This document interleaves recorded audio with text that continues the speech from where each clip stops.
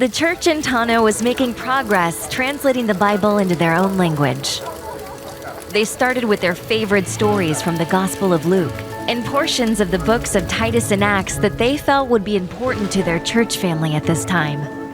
As the translation progressed, each new passage was taught to the church and discussed with the community.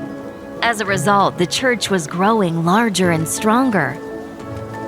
The translation was progressing well, but opposition to the project had emerged. There were some in the wider region of Tano who opposed the work. Some stood against the church, while others claimed the church did not have the ability or the right to translate the Bible. This led to discouragement and doubt within the team.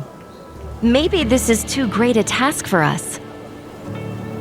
The Tano translation team was grateful that some of the Mai would be visiting soon. They had been a constant support for the Tano's translation efforts from the beginning. The Tano hoped they might also help with their current challenges.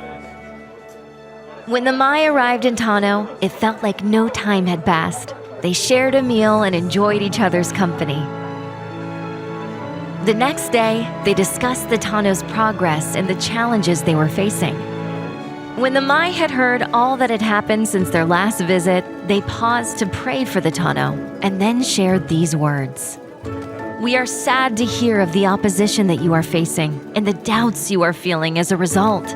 Some have opposed our work, and we have felt discouraged at times, just as you are now.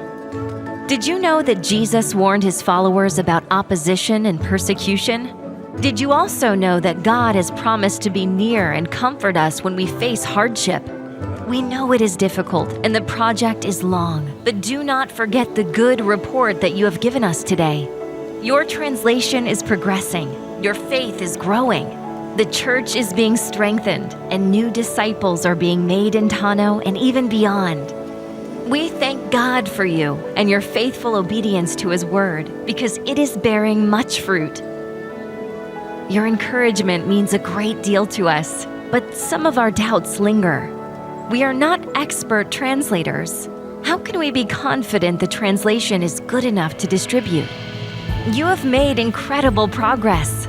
Your question is an important one. It might help you to think of translation work as similar to the work of the tea farmers here in Tano. As you know, starting a tea farm is difficult work. The tea grower must first find and prepare a place for growing tea. Then seeds or young tea plants must be planted in the fields. When the whole field has been planted, the work is still not finished. There is more to be done before the tea is ready to be harvested and enjoyed. Planting the tea fields is like translating a first draft of each verse of a book or testament of the Bible. Translating all of the words, verses, or chapters is a tremendous accomplishment, but the work continues if we are going to distribute the translation with confidence. The tea grower may never need to plant tea again, but there is still much work to be done. The plants must be cared for, watered and pruned. Weeds and pests need to be removed. This is like the work you do with the translation as you test it. The local church, the elders, and the community will help you to see areas where the translation can be improved. As you incorporate their insights, the translation improves and your confidence grows.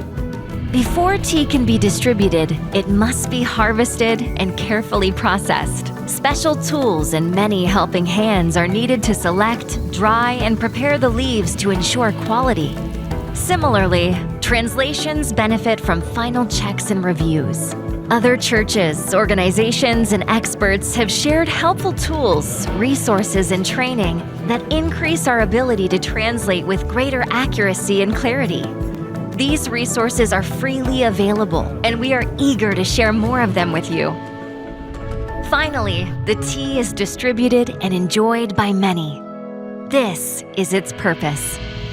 In the same way, we translate the Bible so it can be understood, applied, and distributed to bless others. If we are diligent to improve our translation skills and apply feedback from the church and community, our work will improve.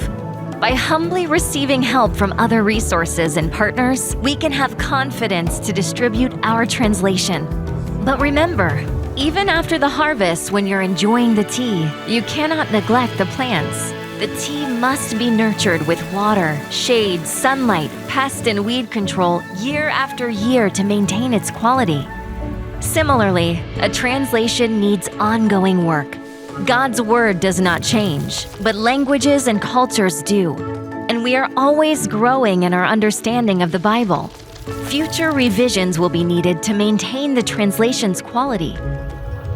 The Tano and Mai spoke long into the evening before the Mai returned home the next day. The Tano felt encouraged and better equipped to continue their translation. With these practices in place, we, like the Tano, can be confident to share our translation with others.